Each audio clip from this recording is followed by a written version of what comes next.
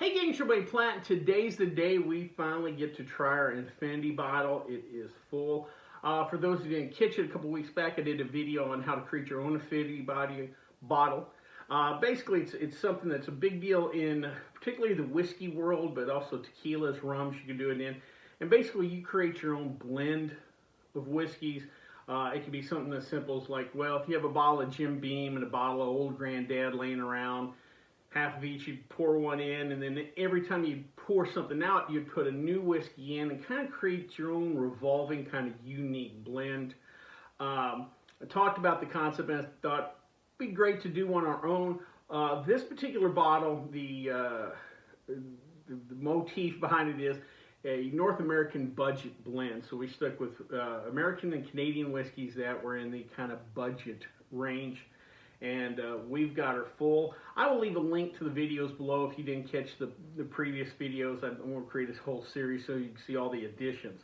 But we have our Infinity bottle ready to go. Real quick, let's break down what's in the bottle. Originally it started off with about 3 to 4 ounces of Seagrams 7. I'd done a value spirit video on it and I had a little left over.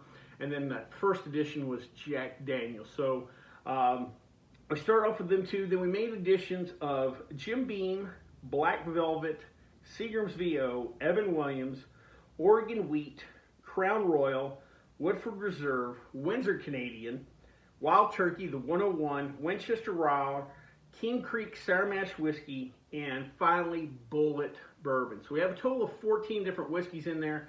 Kind of a breakdown of them. We have 5 bourbons, 4 Canadians, 2 Tennessees. The Kings Creek, it says King Creek Sour Mash, and it's actually bottled in Minnesota, but it is a true Kentucky whiskey, including the Lincoln County process. It's just bottled there. Apparently, the King Creek is the Total Wine and Spirits kind of store brand bourbon, but it is a true Tennessee whiskey.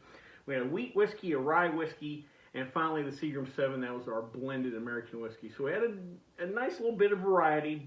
Bourbons kind of led the way, but we're more than balanced out by some other whiskeys in there. So we got a lot of great names in there.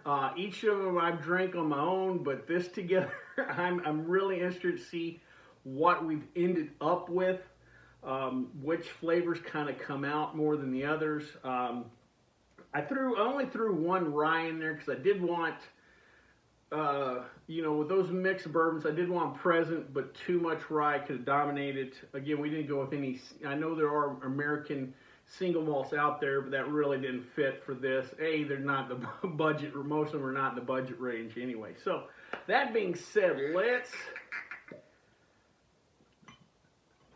give this a try. We're gonna pour out a little bit. First, we're gonna dive into the nose first. We're not gonna rush into this thing.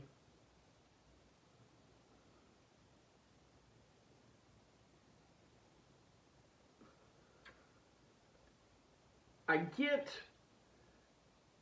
like, there's some points I'll smell, I'm like, oh, I get the Jack Daniel's, or I get some Jim Beam, but it's not present. There's really nothing sticking out. This smells like whiskey. You're like, all right, this is whiskey, but it doesn't, nothing really stands out. You don't get some of the rye spice.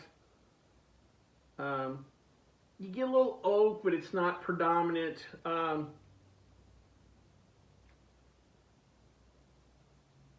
It's not hot on the nose, even though in most everything we put in there was around 80 proof. Of the Turkey 101 and the Woodford are the only two I can think of off the top of my head that aren't in that 80 range. It's not hot on the nose.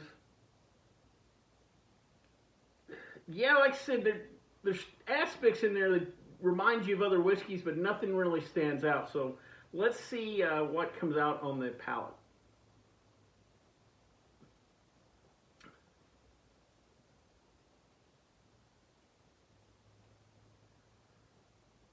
Man, that's really smooth. That is. There is something lingering toward the back, but it's not a long finish. I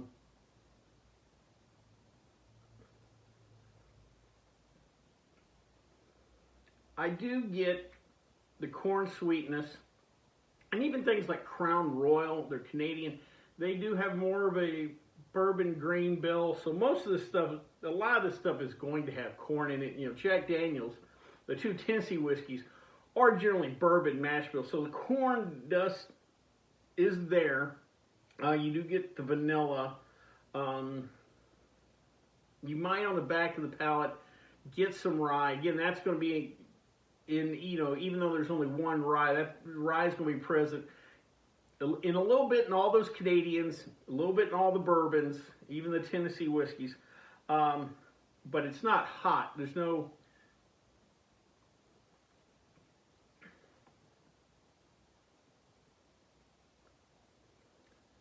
If I get pepper, it's faint. But this is real easy going down. This is really nice, easy blend. There's nothing that sticks out, but you're like, wow, that's easy and enjoyable. And it has all those notes, just none of them stick out.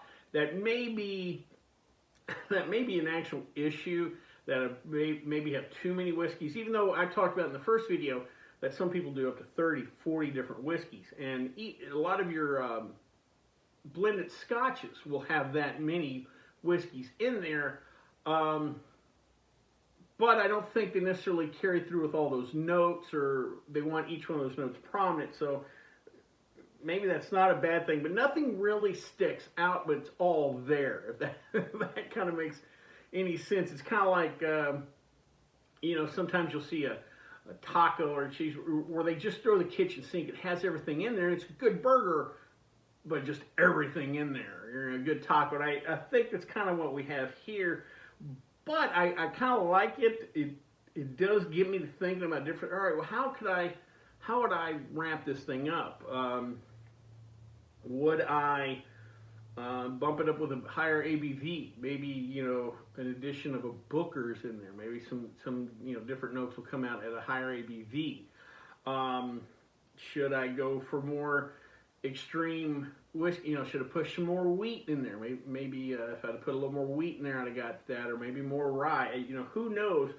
But as far as the flavor, this is just a nice smooth whiskey. And if you think about the whiskeys, the Canadians tend to make their stuff smooth. Seagram 7, you know, is supposed to be smooth.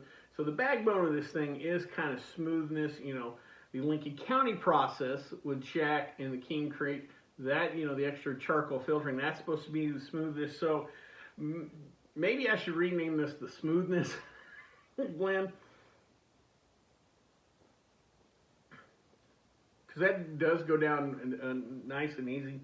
But I haven't made anything that will revolutionize the whiskey market, but this is fun. I would love to hear you guys' feedback, maybe ideas for different bottles. I've got some ideas for other bottles. Maybe somewhere down the line a rum, maybe a Reposado tequila. I don't know if the Blanc, I think we need at least some wood aging on there, maybe a Reposado tequila blend, because I do like Reposados more than Añejos, but that's time for another video. But anyway, leave some suggestions, some comments, some feedbacks. You know, let me know what you think, or maybe some ideas for some future bottles. Maybe an idea of what I should put in next year. You know, we'll enjoy it a little bit, but maybe I do need to come in with something, you know, again, a higher ABV, maybe a bottle and bond. You know what? That might be the next perfect addition, is something like an Evan Williams or Old Grandad bottle and bond in there. They're still budget spirits, but they also will ramp up the ABV and some, you know, certain flavors.